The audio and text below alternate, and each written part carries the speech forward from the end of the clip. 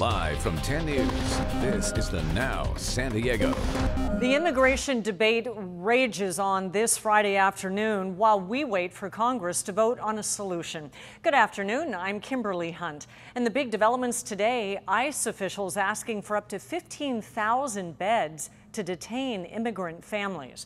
Also, the president spending time with families who support his zero-tolerance policy at the border. And we will get to that in a second. Back here at home, Senator Kamala Harris visited the Otay Mesa detention facility. And that's where we find 10 News anchor Ariel Westler this afternoon. Ariel, Senator Harris called the center a prison.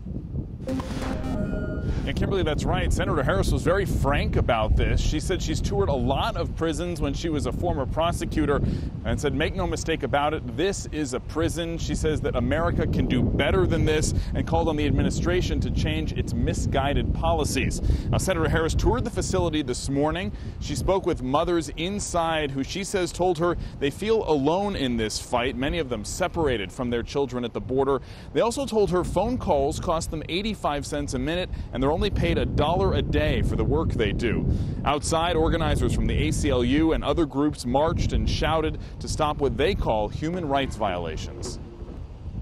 This administration brought it upon itself to create a zero-tolerance policy while vilifying a group of people who have traveled through countries seeking asylum, fleeing murder capitals of the world. And what do? Look at this place behind me. We imprison them. Well, this week, Senator Kamala Harris called for Homeland Security Secretary Kirstjen Nielsen to resign due to the execution of that zero-tolerance policy she mentioned. Harris said there was a failure to commit to transparency and accountability. Now, we know the detention center here right now only houses adults, but they have filed permits to expand and add another 500 beds. But at this point, it's unclear if that's to make room for families. Now, coming up at 5 o'clock, I spoke to a mom from La Mesa who felt that she had no other choice but to be here at this rally. Live in Otay Mesa, Ariel Westler, 10 News. And Ariel, I recently got an exclusive tour inside the detention facility myself. And the people detained there have 4 hours of outside exercise, soccer, basketball. Did Kamala Harris mention anything positive about the detention center? Actually, she did not at all. She said they have a 500 square foot area to move about in when they get some recreation time, but said between the bars and, again, the cost for the phone calls at one point that she said she was told were free, she had nothing positive to say about this place behind me. And so many people there right now. Thank you, Ariel. And a very different picture painted at the White House today. President Trump capped a week framed by the crisis at the border, highlighting angel families during a speech in the Eisenhower Executive Office building. The term angel families has been championed by activist groups who have lost a family member to violence by undocumented immigrants. None of our kids had a minute to say goodbye. We weren't lucky enough to be separated for 5 days or 10 days. We're separated permanently. Anytime we want to see or be close to our kids, we go to the cemetery because that's where they are. A very powerful message from these mothers today. President Trump went on to bash California's sanctuary cities, but it appears that he accidentally called out San Diego's mayor. Where is the condemnation of the Democrat sanctuary cities that release violent criminals into our communities and then protect them? Like the mayor of San Diego, when she warned everybody that ICE is coming and they scattered. It was actually Oakland's mayor who warned people about ICE raids back in February. We've reached out for comment from the White House. We've not yet heard back. And coming up in about 3 minutes, the Now digging into the process border officials are making in getting the children back with their families. Well, we have a lot of topics about your money and your health in today's lineup. And now that we're into summer, we have a warning about what the heat can do to your medication. Some drugs, they could even stop working, but you can prevent it. We're going to be getting into that. And look, when you're looking to cool off, you might say reach for a Gatorade, maybe a juice, maybe a soda. Well, today we're checking out just how much sugar is in some of our favorite drinks. And look, we all know we can save when it comes to buying generic.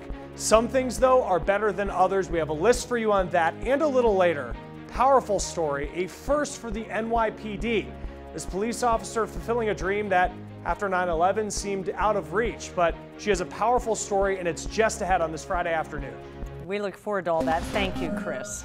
A man convicted of killing his co-worker and then stuffing her body in his suitcase will spend the rest of his life behind bars. 10 News reporter Rena Nakano is at the courthouse downtown, where it was an emotional morning for the victim's family.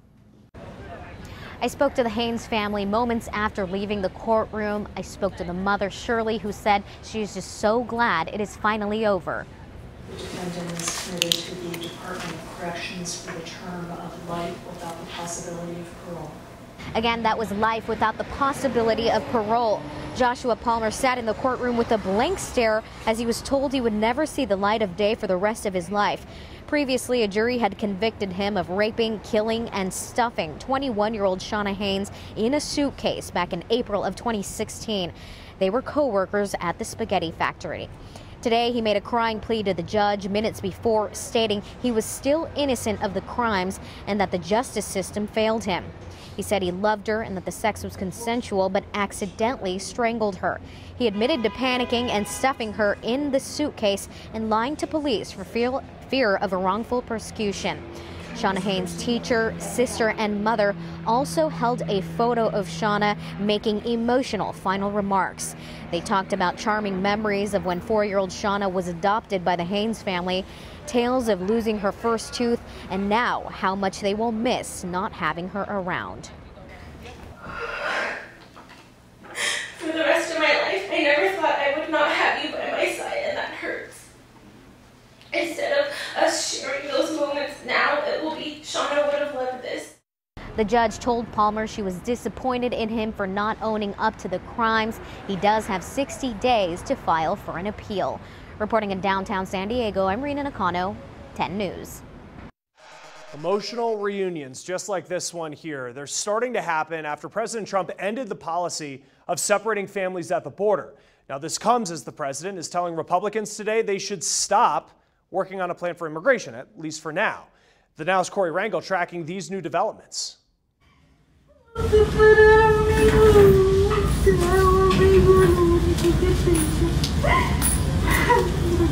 An emotional reunion between a mother and her son after being separated at the border. They spent a month apart before seeing each other for the first time early this morning. The government now says about 500 children have been reunited with their families since May, but thousands more are still waiting. It takes time, it's slow, it's not transparent, even for the attorneys representing these parents. Outside of the White House today, immigration advocates played audio of children crying from inside a detention center. They also played it outside of the home of Kirstjen Nielsen, the Secretary of Homeland Security. And Representative Ted Lieu from California even played it on the House floor before being called out of order and told to stop. The gentleman will suspend. Meanwhile, House Republicans decided to push back a vote on an immigration bill so they could continue to work on it over the weekend.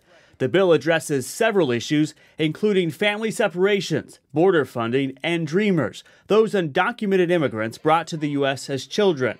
But today, the president basically told them not to bother, tweeting, "Republicans should stop wasting their time on immigration until after we elect more senators and congressmen women in November."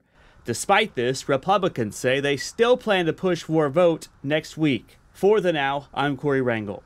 All right, Corey, thank you. Let's head over to the newsfeed here. Quick look at some of the other stories making headlines today, and a win for digital privacy today in the Supreme Court. The justices saying that police need warrants to gather phone location data as evidence. And starting today, the European Union throwing taxes on several American products. Harley's, peanut butter, Kentucky bourbon, all being hit with tariffs. Now, it's unclear what the overall impact is going to be. President Trump, he's threatening a 20% tax on all cars imported from the European Union because of this. Well, the House passing a bill today to fight the opioid crisis. The bill lifting limits on prescribing a drug used to treat opioid addiction. It also lets Medicare cover trips to methadone clinics. But let's head back to our lineup here, and we have that warning about the summer heat and our medication. it can actually interfere with some of our meds, and obviously we don't want that to happen. So we have some steps that you can take when the Now continues.